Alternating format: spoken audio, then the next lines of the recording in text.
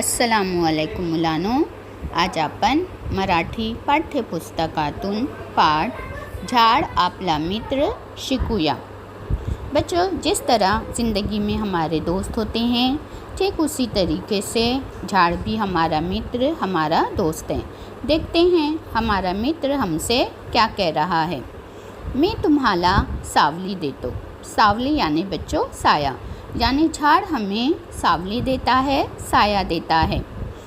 फड़े देतो यानी झाड़ जो है बच्चों हमें फल देता है।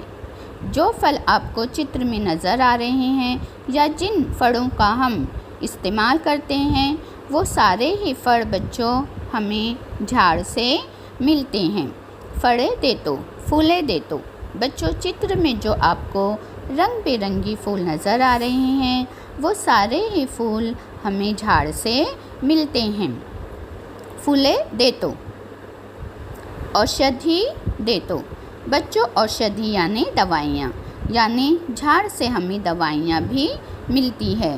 जब हम बीमार पड़ते हैं, डॉक्टर जो औषधि देता है, वो सारी औषधि बच्चों झाड़ से मिलती है। दिवस भर भरपूर ऑक्सीजन मिळवून देतो, यानी दिन भर बच्चों जो हम ऑक्सीजन इस्तेमाल करते हैं, वो सारे ही ऑक्सीजन हमें झाड़ से मिलती है। अब देखते हैं हमारा मित्र हमसे क्या चाहता है। तुम्ही माझी काळजी कशी घ्याल, यानी आप लोग मेरी देखभाल किस तरह करोगे। मला तोड़ू नका।